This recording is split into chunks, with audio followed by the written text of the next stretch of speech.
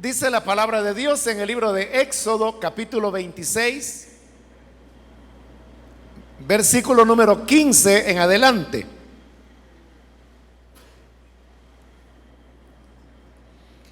Prepara para el santuario unos tablones de acacia para que sirvan de pilares. Cada tablón debe medir 4,5 metros de largo por 70 centímetros de ancho y contar con 2 ranuras para que cada tablón encaje con el otro. Todos los tablones para el santuario los harás así. Serán 20 los tablones para el lado sur del santuario. Haz también 40 bases de plata para colocarlas debajo de los tablones, 2 bases por tablón, para que de las 2 ranuras de cada tablón encajen en cada base.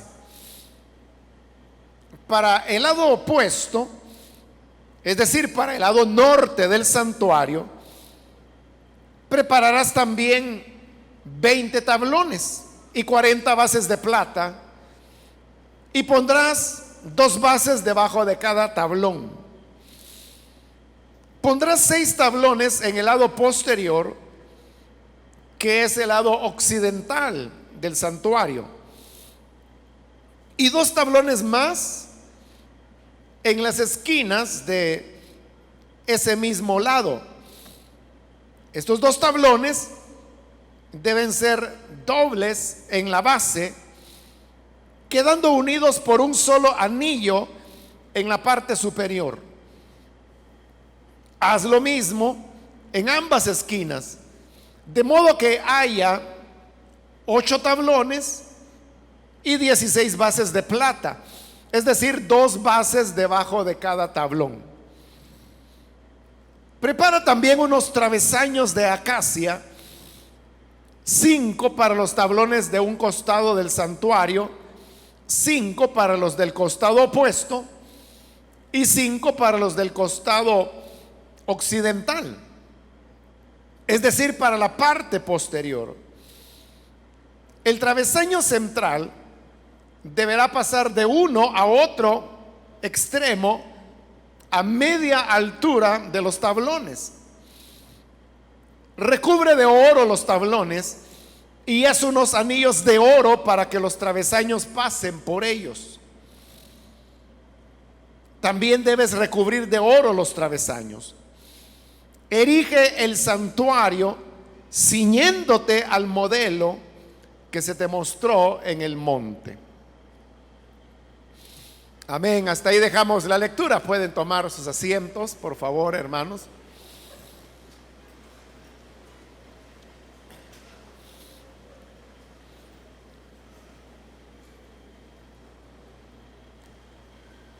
Hermanos, seguimos con este estudio que estamos desarrollando en el libro de Éxodo y hemos llegado ya a la parte donde se nos está describiendo cómo tenía que ser construido el santuario en el que el Señor quería ser adorado.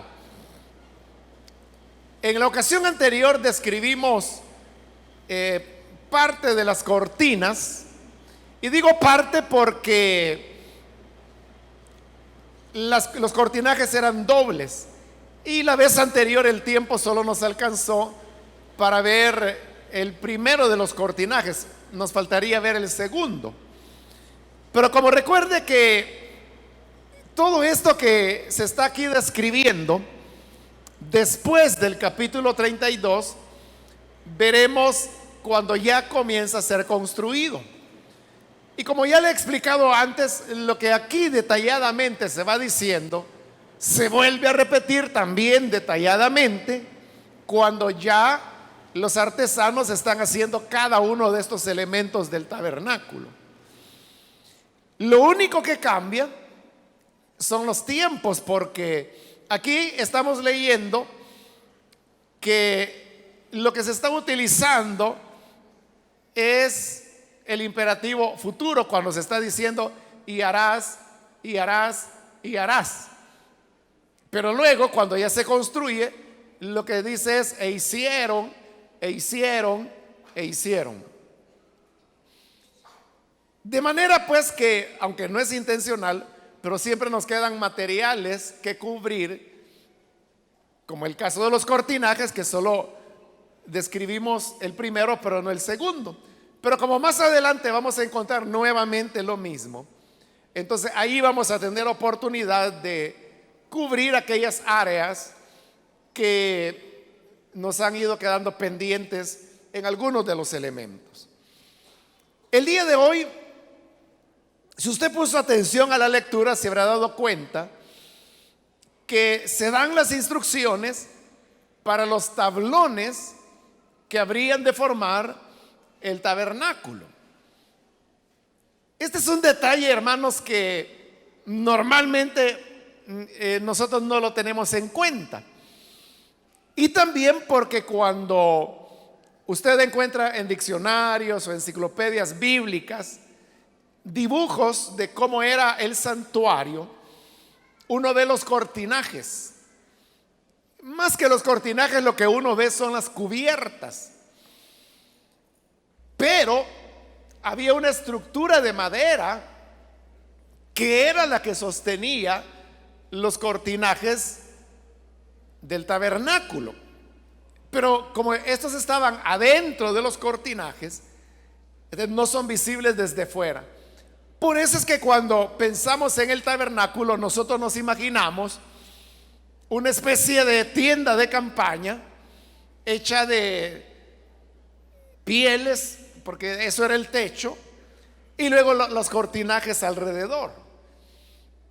Pero aparte de eso también, el tabernáculo tenía lo que podríamos llamar paredes que eran hechas precisamente de madera y que estaban formadas por los tablones de los cuales hoy hemos leído la descripción.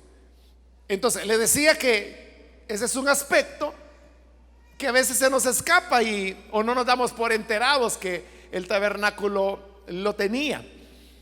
Pero estos eran, hermanos, piezas de madera grandes, pues dice que tenían 4,5 metros de alto, es decir, que tenían bastante altura. Eso es bastante en relación a la altura de los cortinajes, que vimos que eran, si mal no recuerdo, de 1 metro con 85 centímetros de altura. Pero 1 metro con 80 centímetros, perdón. Pero los tablones tienen 4,5 metros, es decir, que son más altos. Y luego dice que eran de 70 centímetros de ancho, es decir, algo así eran las piezas de madera. Eran tablas que se colocaban verticalmente e iba una tras otra, tras otra, tras otra, tras otra, hasta poder formar la pared del tabernáculo. De estos tablones es de los que habla la porción que hoy hemos leído. Comienza en el versículo 15 diciendo: prepara para el santuario unos tablones de acacia para que sirvan de pilares. Cuando dice ahí pilares, no se imagine usted lo que nosotros llamamos pilar, que es como una especie de columna. Se le llama pilares porque es de ellos, es como el esqueleto rígido del cual van a colgar las cortinas. Entonces, más que pilares, como tipo columna, ya le dije, son tablones, son planchas, tablas de madera, altas y anchas, 70 centímetros de ancho, que son las que van a formar las paredes. Dice que estas tenían que ser hechas de madera de acacia. Ya hemos, hermano, descrito en varias oportunidades las características de la madera de acacia, que era la que se utilizó para la construcción del tabernáculo. Y también en la ocasión anterior estuvimos hablando sobre el tema de los tipos y de los antitipos. Al hablar del tema de la madera de acacia, hemos explicado que la madera lo que está expresando es la humanidad. La humanidad. Es decir, la madera de acacia es tipo de la naturaleza humana. Entonces, cuando hablamos de la naturaleza humana, entendemos los seres humanos, pero como esta era madera que se utilizaba para la construcción del tabernáculo, entonces significa que se está hablando de seres humanos de manera tipológica que van a formar el tabernáculo donde la gloria de Dios vendrá a morar. Si hacemos una transposición de eso al Nuevo Testamento, a las enseñanzas cristianas, entonces nos vamos a encontrar con Pablo, el cual nos dice que cada uno de nosotros somos miembros del cuerpo de Cristo.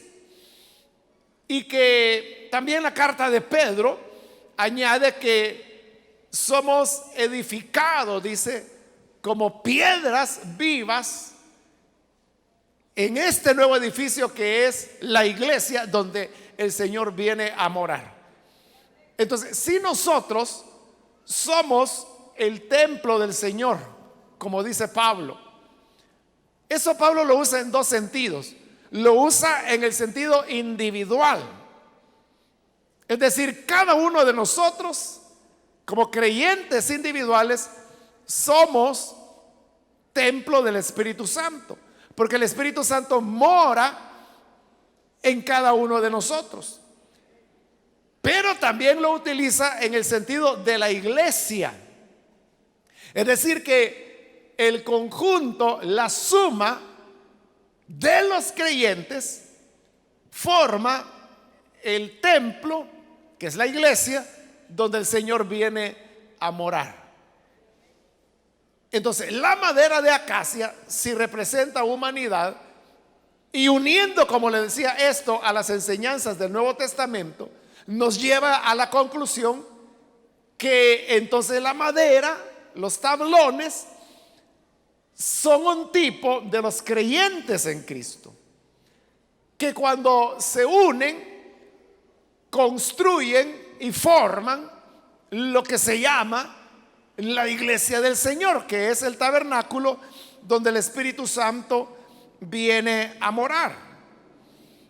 Ahora, el versículo 16 dice: cada tablón debe medir 4,5 metros de largo por 70 centímetros de ancho. Como los tablones se colocaban verticales, entonces significa que la altura que daba cada tablón era de 4,5 metros y el ancho de 70 centímetros. Pero lo interesante es que dice que cada tablón debía medir lo mismo, exactamente las mismas medidas.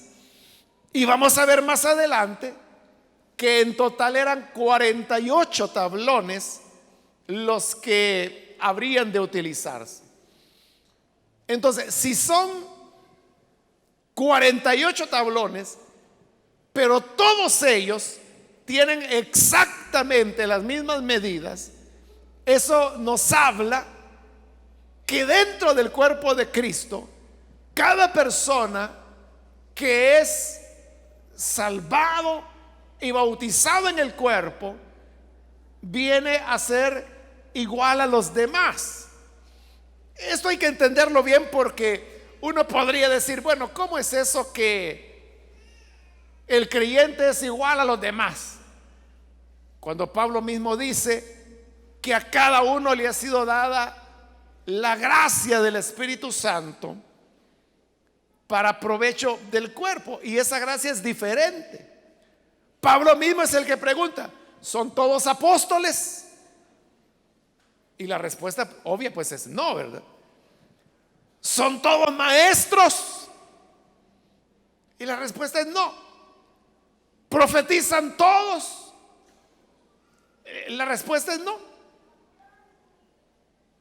Porque cada miembro del cuerpo tiene una función diferente. Por eso Dios ha dado dones y repartimientos diferentes para cada uno de nosotros. Entonces, habrá quien profetiza, otro que enseña, otro que preside, otro que hace misericordia, otro que sirve, otro que dirige los cantos.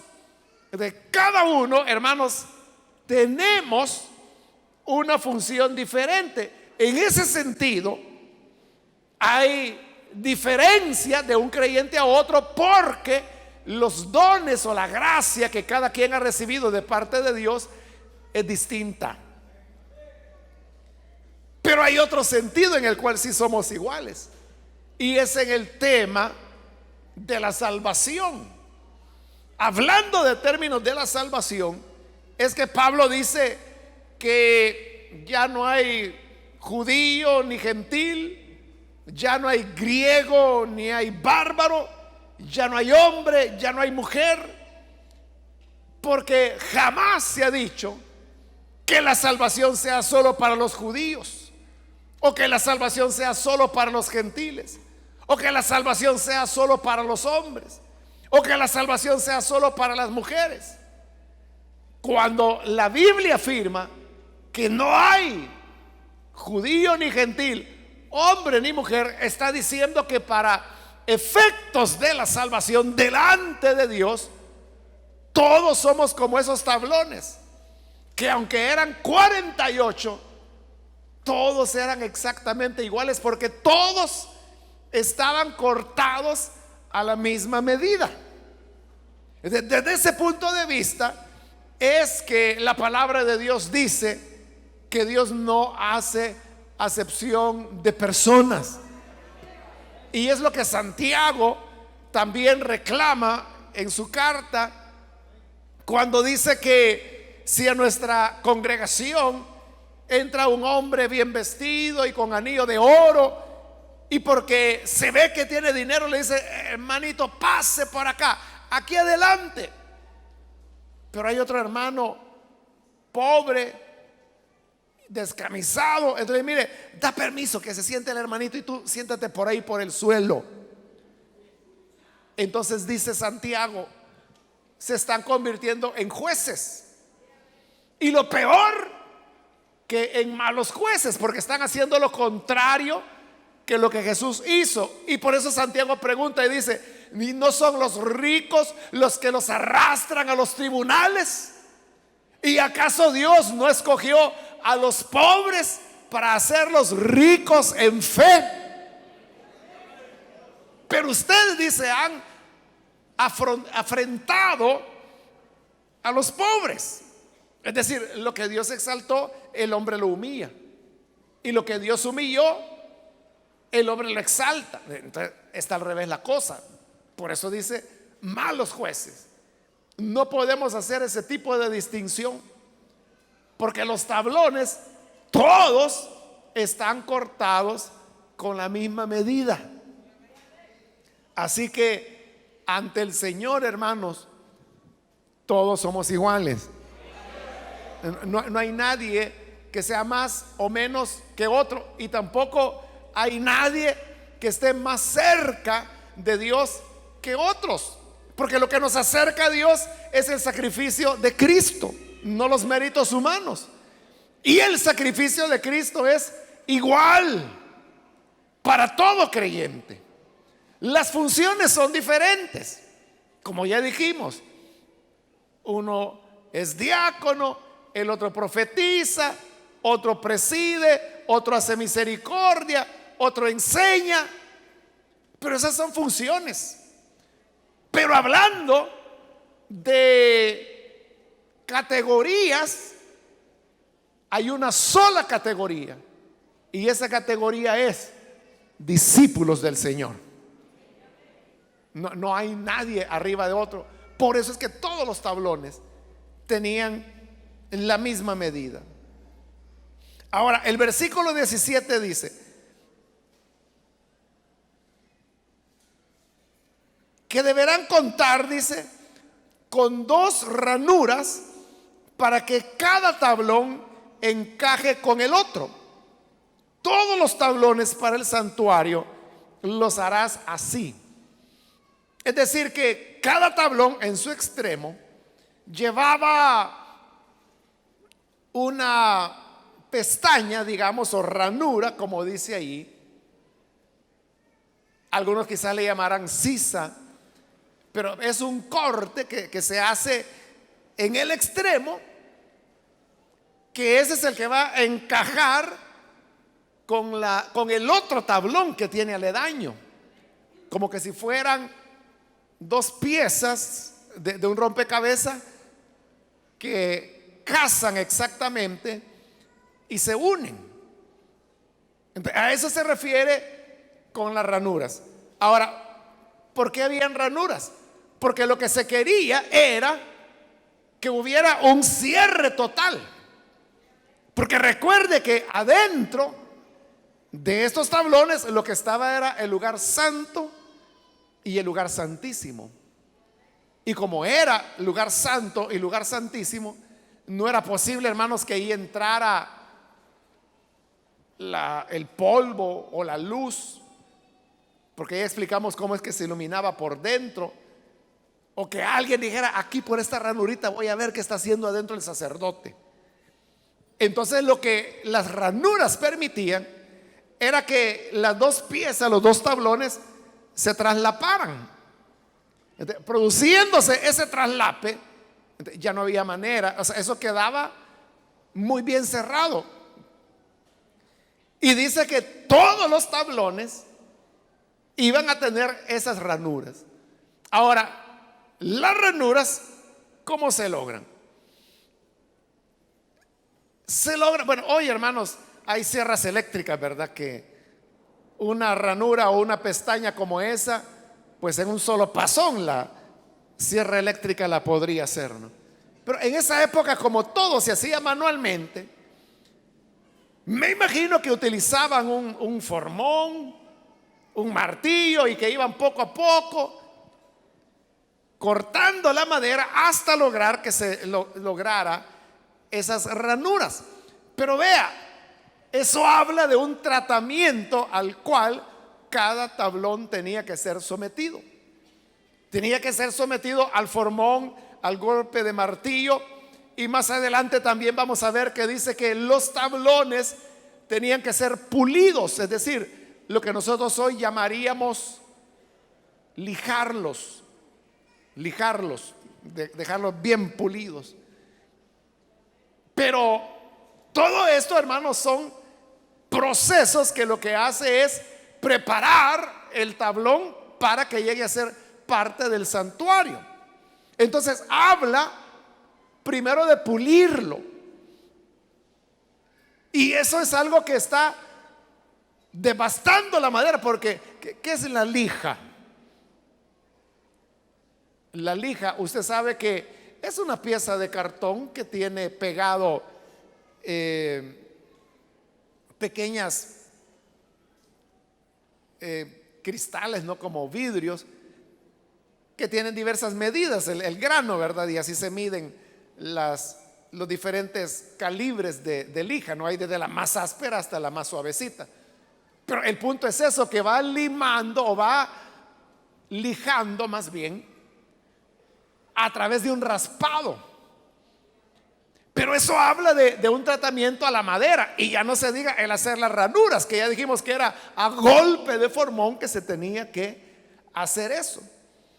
¿De qué significa eso? Que si el tablón es un tipo del creyente, entonces para que como creyentes podamos casar los unos con los otros, para ir creciendo y formando el templo del Señor, también debemos pasar por un tratamiento. Tenemos que ser lijados. Así que ponga la cara, hermano, que se la va a lijar el Señor. Y luego vendrá el formón. ¿Y qué es lo que nos va a quitar? ¿Qué es lo que nos va a lijar? Son aquellos elementos pecaminosos que en nuestra historia sin Cristo adquirimos malas crianzas, egoísmo, malcriadezas, que nos impiden poder armonizar y casar bien con los otros miembros de la iglesia, es decir, con los otros tablones.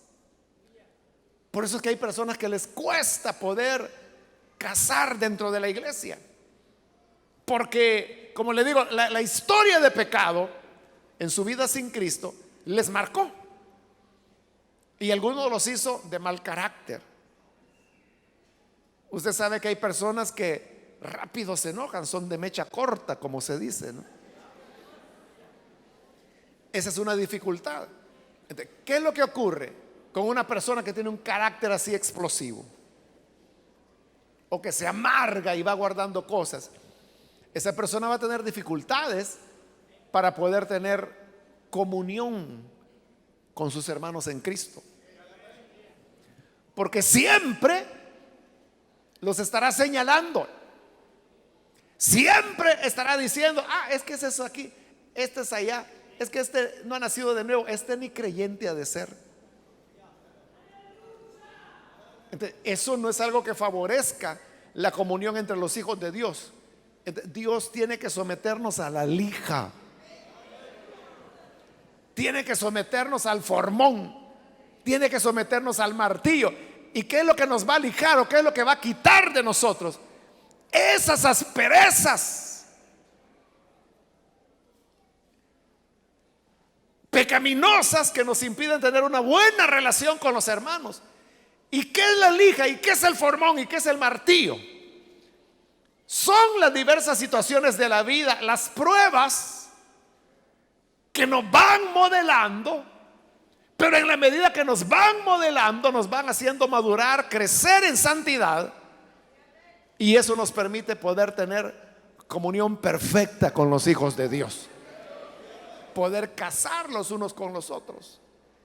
Entonces, recuerde, cuando usted esté pasando por dificultades, y fíjese que es algo que está probado, hermano, las personas que son enojadas, que se enojan fácilmente,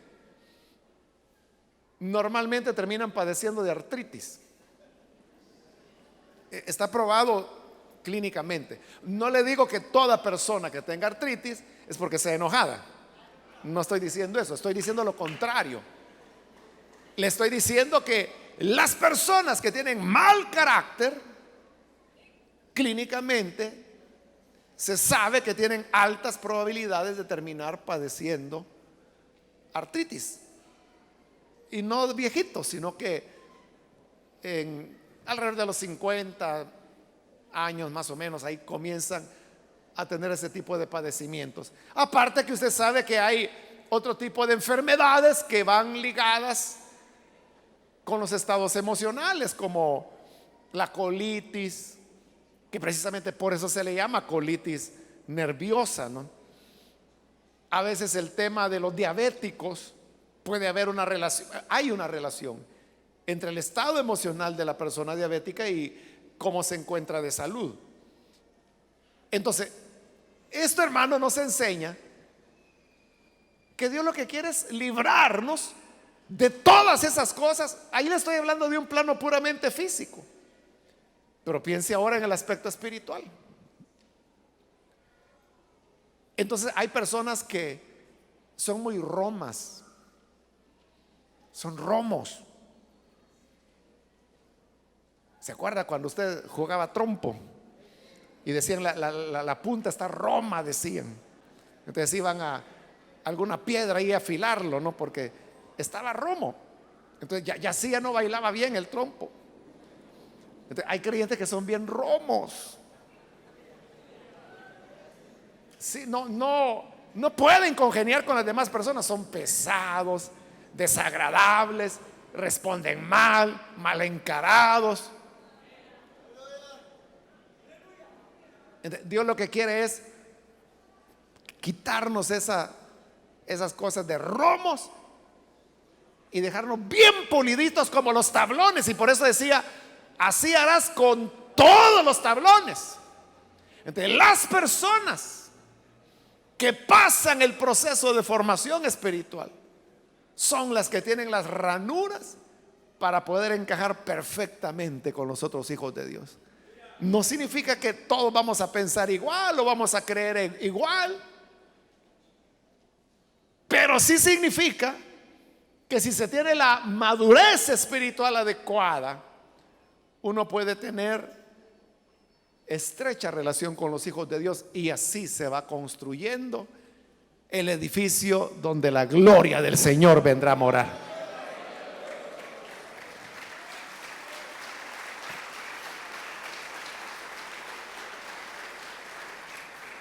El versículo 18 dice: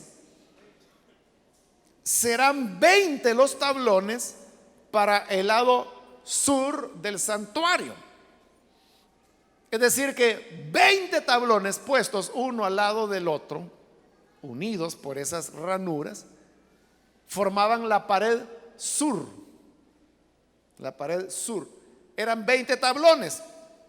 Y cada tablón dijimos que tenía 70 centímetros de ancho. Entonces, en 20 tablones significa que el largo del tabernáculo eran 14 metros. 20 tablones formaban la pared sur. Versículo 19: haz también 40 bases de plata para colocarlas debajo de los tablones, 2 bases por tablón, para que las 2 ranuras de cada tablón encajen en cada base. ¿Qué eran esas bases? Eran, hermanos, piezas de plata, dice ahí, que eran así redondas y de determinada altura. Entonces, esas bases eran eso, las bases sobre las cuales los tablones iban a ir apoyados. Había 2 bases por cada tablón. Como eran 20 tablones en el costado sur, solo ahí eran 40 bases de plata. Es decir que los tablones no se apoyaban en la tierra, sino que lo que iba en la tierra eran las bases de plata, y sobre ellos es que iba montado cada tablón, 2 bases para cada tablón, y así se iban uniendo hasta formar esa pared sur, dijimos de 14 metros de largo ya en total. Ahora, la plata es un tipo de la redención. ¿Por qué razón? Porque los primogénitos, recuerde que Dios había dicho a Israel que todos los primogénitos de Israel le pertenecían a él, de hombres y de animales. Los animales primogénitos le pertenecían a Dios. En el caso de los animales significa que tenían que sacrificárselos a él. Pero como Dios abomina el sacrificio de los hijos, entonces, él, aunque decía que los primogénitos, seres humanos, ¿no?, de los israelitas le pertenecían a él, él no esperaba que los sacrificaban, sino que lo que esperaba era que los redimieran. ¿Y cómo se les redimía? Pagando un impuesto en plata. Entonces era como que si un hombre decía, se casaba y nacía su primer hijo, ese era el primogénito, ese le pertenecía a Dios. Pero como a Dios no le gustaba que lo sacrificaran, le decía, Señor, me diste un primogénito, te pertenece a ti, pero como tú no quieres sacrificio de niños, entonces yo lo voy a redimir. Así que aquí traigo estos ciclos de plata y con esto pago la redención de mi hijo. Y Dios decía, está bien, que te quede tu hijo, recibo tu redención. Es decir, mire, la plata lo que hacía era sustituir a la persona para que no tuviera que morir, es decir, le salvaba la vida. Eso es redención. Eso es redención. Por eso es que la plata es un tipo de la redención. Entonces, ¿qué significa que los tablones, que ya dijimos que es tipo de los creyentes, no están sobre la tierra, sino que están separados, levantados de la tierra por las bases de plata. ¿Qué significa? La tierra es el mundo, el planeta en el cual estamos. Significa que la redención nos separa del mundo, nos levanta del mundo. O sea, no estamos, hermanos, en el piso tragando polvo, el polvo del sistema mundano, sino que la redención nos ha separado. Estamos con los pies en ella todavía, ¿no? Como dijo el Señor, no te pido que los saques del mundo, porque sería bonito, ¿verdad? Que cada quien que cree, ¡flum!, se va con el Señor. Y dice, yo quiero creer en Jesús, venga, oremos por usted, ora, y ¡flum!, se lo lleva el Señor. Están en el mundo, dijo el Señor, porque Él quiere que estemos en el mundo, pero no son del mundo. Es decir, no participamos, como dice la Escritura, de las obras infructuosas de las tinieblas. Estamos en el mundo para ser sal y para ser luz, no para seguir con el desenfreno de pecado, ¿no? ¿Qué es lo que nos libra? La redención, la sangre que el Señor derramó. La redención es la que nos separa del mundo, muy cerca de Él, porque las basas eran, hermanos, algo así, ¿verdad?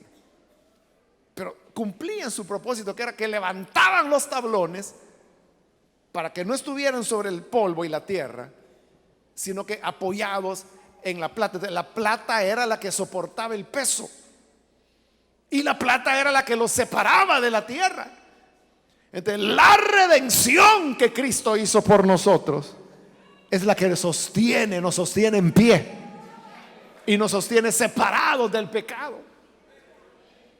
Hay personas que temen creer al Evangelio porque dice, es que quizás yo no voy a poder cumplir. Por supuesto que no podrás cumplir, pero nadie te está pidiendo que tú cumplas. Es la redención de Cristo la que nos separa y nos levanta del pecado. Amén, hermanos. A Él sea la gloria por eso. Versículo 20. Por el lado opuesto, o sea, porque ya se describió una pared. El lado opuesto, dice, es decir, por el lado norte del santuario, prepararás también 20 tablones, otra vez, que sumados daban otros 14 metros, y 40 bases de plata, y pondrás 2 bases debajo de cada tablón. Es decir, lo mismo que se había hecho en la pared sur, se hacía en la pared norte.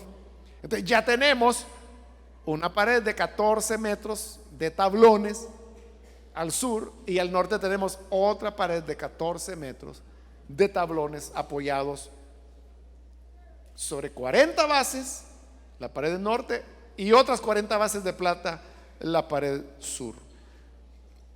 Entonces tenemos 2 paredes, pero faltaba una para cerrarla, es decir, para que fueran 3 paredes.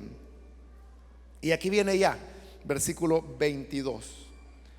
Pondrás 6 tablones en el lado posterior, que es el lado occidental del santuario. Es decir, que si allá era sur y aquí es norte, entonces el occidente es acá. Aquí iban 6 tablones, pero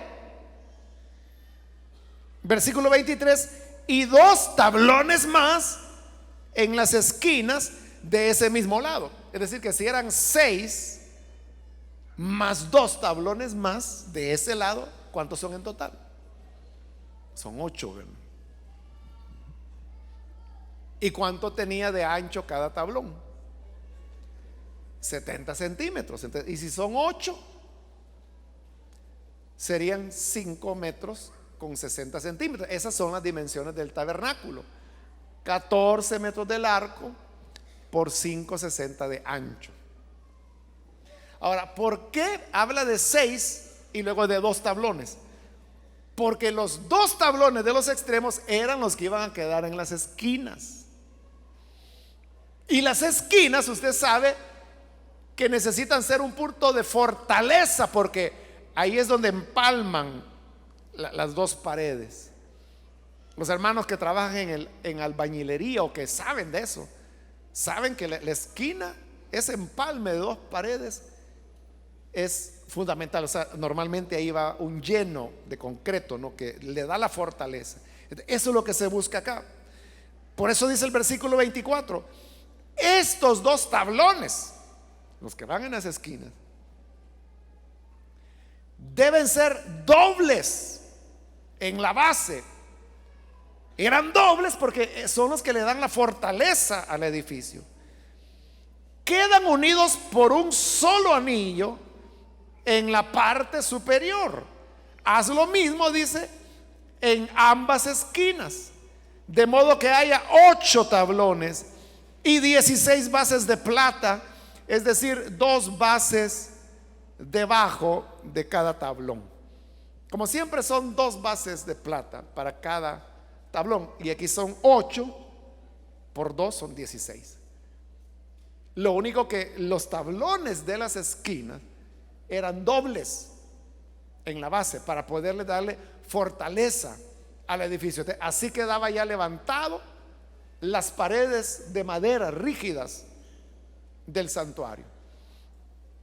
Pero falta más, dice el versículo 26: prepara también unos travesaños de acacia, 5 para los tablones de un costado del santuario, 5 para los del costado opuesto y 5 para los del costado occidental, es decir, para la parte posterior. Es decir que aparte de los tablones, ahora se nos está hablando de unos travesaños. Un travesaño, es decir, una pieza de madera que en el caso de las paredes laterales tenía que tener 14 metros de largo, y eran 5 travesaños, algo así como costaneras le llamaríamos nosotros, de 14 metros de largo, y en el lado, en el ancho, pues de 5,60 de largo. Entonces estos 5 travesaños iban a lo largo de toda la edificación. ¿Y para qué servían los travesaños? Era, hermanos, para darle fortaleza. El versículo 28 dice: el travesaño central, porque eran 5, entonces había 2 arriba y 2 abajo, pero el de en medio, el central, dice, deberá pasar de uno a otro extremo a media altura de los tablones. Es decir que ese travesaño central estaba justo a la mitad. Si eran 4,50 metros de altura, entonces significa que el travesaño central tenía que estar a 2,25 metros de altura, y luego los otros 2 arriba y los otros 2 abajo para sumar los 5 travesaños. Ahora, ¿para qué servían los travesaños? Era para darle fuerza al edificio. Era para darle fuerza. Es como acá, hermano, nosotros tenemos las columnas y tenemos las vigas, pero entre vigas usted puede ver que hay otras estructuras pequeñas que se le llaman polines. ¿Para qué sirven los polines? Eso le da fuerza al edificio. Entonces, para eso eran los travesaños. Es decir que si los tablones y el santuario está expresando el cuerpo de Cristo, o sea, la iglesia, entonces los travesaños es lo que mantiene unido a los creyentes. ¿Y qué es lo que lo mantiene unido? Lo expliqué la semana anterior cuando hablamos del bautismo en el cuerpo, que dijimos que lo hace el Espíritu Santo. Entonces los travesaños expresan el Espíritu Santo, que es el que nos une. Como yo le he dicho, hermanos, muchas veces, que si no fuera por el Señor,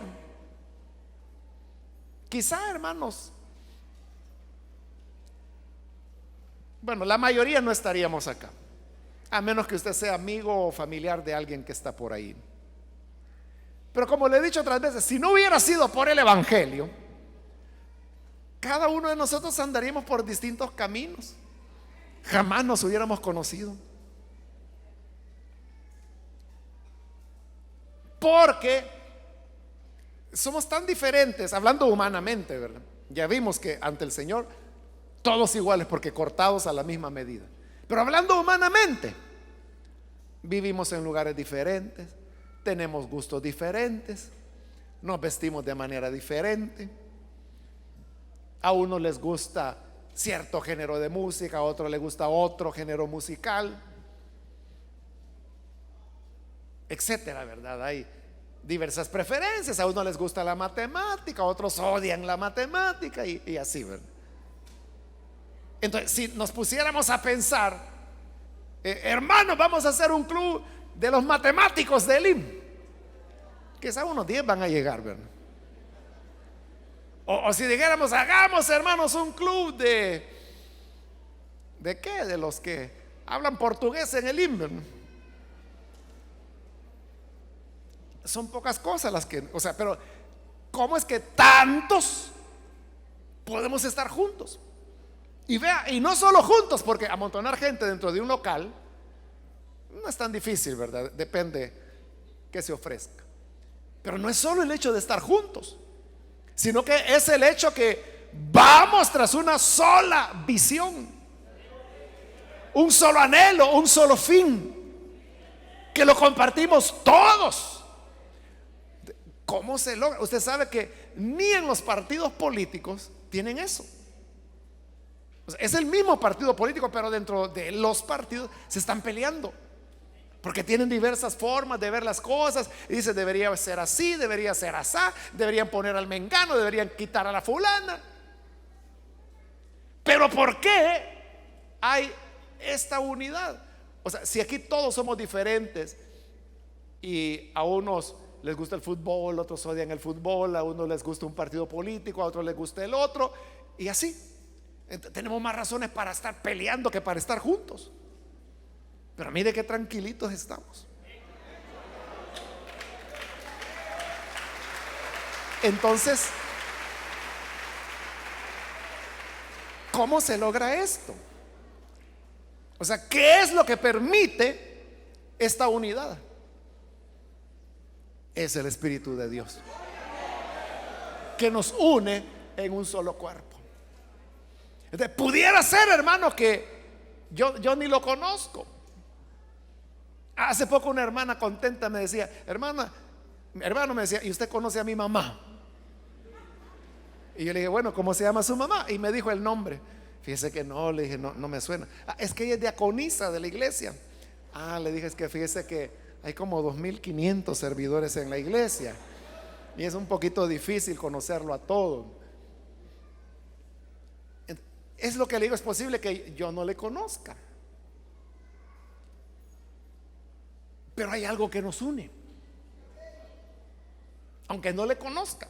Y fíjese, estoy hablando de aquí, ¿verdad? De los que nos reunimos acá. Pero la iglesia no solo somos nosotros. O sea, la iglesia está en diferentes denominaciones, diferentes iglesias, diferentes países. Es decir, que los cristianos de China también son del mismo cuerpo nuestro. Los de Argentina, los de Alemania, los de Burkina Faso, los de Botswana. Todos ellos son hermanos nuestros. No hablan ni nuestro idioma. A ellos sí que, mire, jamás los hemos visto. Pero usted ama a sus hermanos cristianos vietnamitas. ¿Cuántos aman a los creyentes vietnamitas? Porque ya ha estado usted allá, conoce a varios. ¿Por qué los ama? Si no los conoce, no los ha visto nunca. Y yo le aseguro que si fuéramos allá y les preguntáramos a ellos, ¿ustedes aman a los creyentes salvadoreños? ¿Qué van a decir? El Salvador, ¿y eso dónde queda? Van a decir. Bueno, por ahí les explicamos, ¿verdad?, dónde queda. Dice, bueno, ni sabía que existía un país llamado así, pero sí, los amo. ¿Qué es lo que nos une? Pero vamos más allá. ¿Cuántos aman a Pablo, el apóstol? Lo ama. Pero él tiene 2000 años de muerto. Vale, le cambio ahora la pregunta. Usted sabe que hay personas que todavía no han creído en el Señor, pero van a creer. Que pudiera ser en una semana, en 3 meses, en 3 años, en 30 años, dependiendo cuando el Señor viene. Pero yo le digo, ¿usted ama a los creyentes? Supongamos que el Señor no viene todavía. ¿Usted ama a los creyentes que van a creer al Evangelio en el año 2025? Ya los ama, ¿verdad? Y ni creyentes son. ¿Cómo es que se da esa unidad? Porque la iglesia no es solo la iglesia de los que estamos viviendo en el planeta. Pablo es parte de la iglesia, Esteban es parte de la iglesia. Todos los creyentes que han habido en los últimos 2000 años de historia son parte de la iglesia. Porque Jesucristo es Dios de vivos y Dios de muertos. Para Él no hay diferencia. Por eso Él dijo: el que en mí cree, aunque esté muerto, vivirá. Delante de Él todos viven, aunque físicamente estén durmiendo. ¿Qué es lo que produce la unidad? Es el Espíritu de Dios. El Espíritu son los travesaños que nos unen. Entonces, el Espíritu nos amarra en un solo edificio. Algunos han ido un poco más allá en el tema de la tipología, y que como son 5 travesaños, ¿verdad? Han dicho cada uno de los 5 travesaños representa cada uno de los 5 ministerios: apóstol, evangelista, pastor, maestro. ¿Cuál me falta?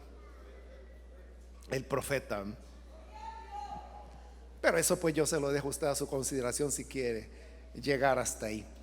Pero el hecho es que los ministerios que operan a través del Espíritu Santo son los que hacen el edificio que va creciendo. Finalmente el versículo 29 dice: recubre de oro los tablones y haz unos anillos de oro para que los travesaños pasen por ellos. También debes recubrir de oro los travesaños. Usted sabe que antes, hermanos, bueno, y en algunos lugares todavía, ¿verdad?, que a las puertas se les pone una tranca. Que cierran la puerta y le ponen la tranca, y ahí quién abre, ¿verdad? Pero ¿qué es lo que sostiene la tranca? Son unas piezas de hierro, ¿verdad?, que están empotradas en los pilares de la puerta. Entonces sobre eso descansa la tranca. Entonces esos pilares de hierro, en el caso del santuario, eran de oro. Eran piezas de oro donde atravesaban los travesaños. Y el oro, ya hemos explicado esa tipología. El oro es tipo de la deidad. Ahí tiene otra vez el Espíritu Santo. Los anillos que amarran los travesaños es el Espíritu de Dios que nos hace un solo edificio. Y termino ya, hermanos, con el versículo 30, que es solo una reafirmación, que dice: erige el santuario ciñéndote al modelo que se te mostró en el monte. O sea, no andes inventando, Moisés.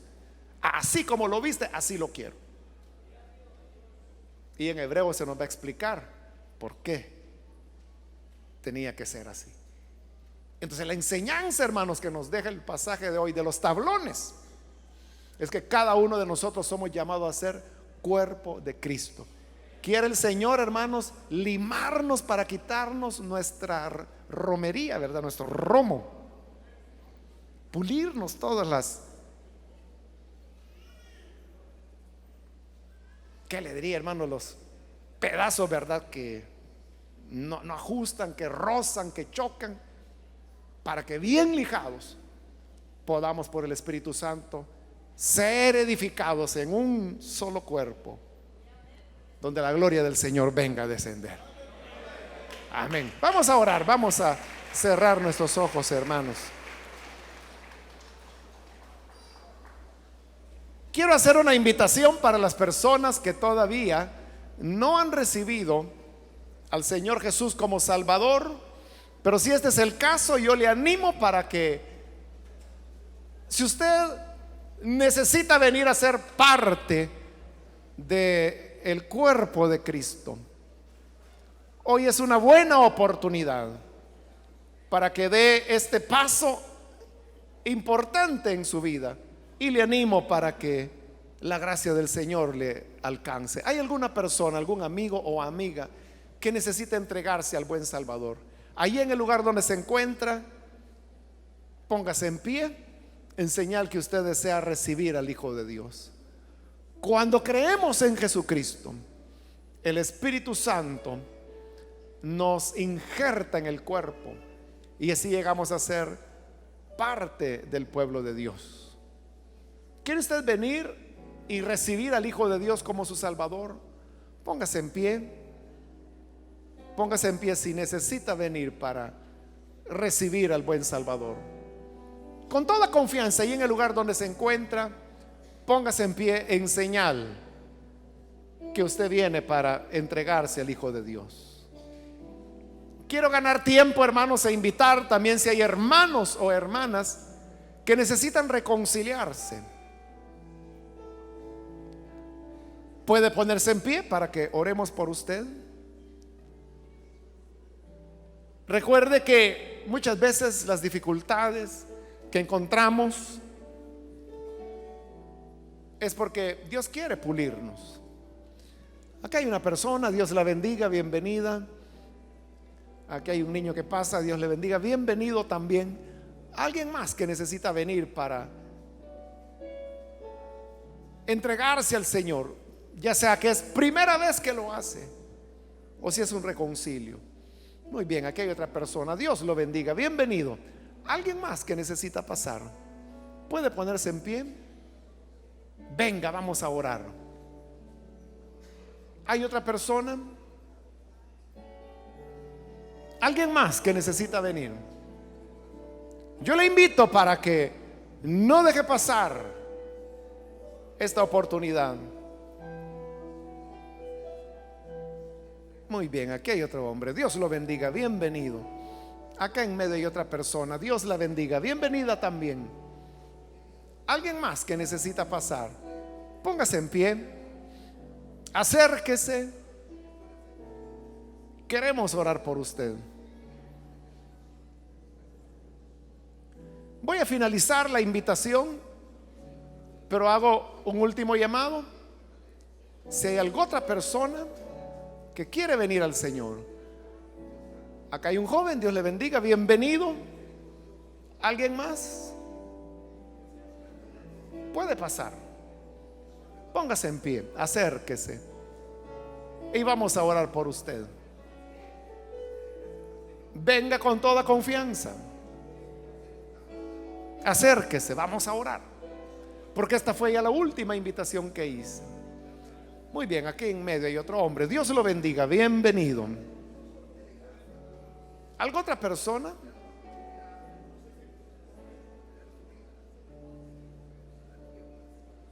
Estamos por orar. Ahí atrás hay alguien más que pasa.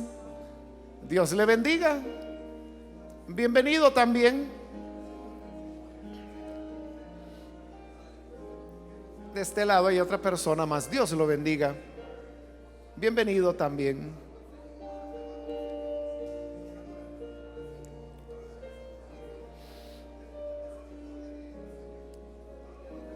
Aquí en medio hay otra persona, Dios lo bendiga, bienvenido también. Hay alguien más que necesita venir para integrarse al cuerpo de Cristo, donde la gloria del Señor desciende. Póngase en pie y venga, vamos a orar por usted.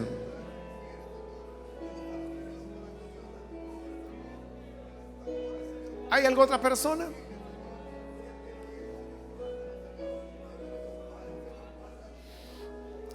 A usted que nos ve por televisión, le invito para que se una juntamente con las personas que están acá al frente. Reciba al Señor como Salvador. Únase con nosotros en esta oración. Padre, te damos las gracias por cada persona que está aquí al frente, por cada joven, por cada hombre, por cada mujer.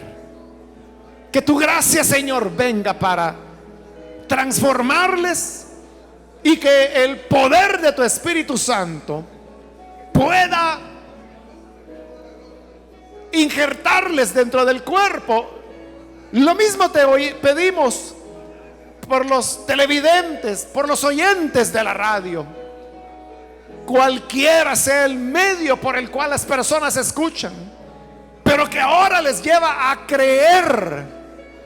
Te rogamos, Padre, que nos permitas ser parte de este cuerpo glorioso de Cristo, que es la iglesia, para que unidos en amor crezcamos, edificados por el Espíritu Santo, hasta llegar a ser un hombre nuevo, donde tu gloria descienda y tu gloria se manifieste.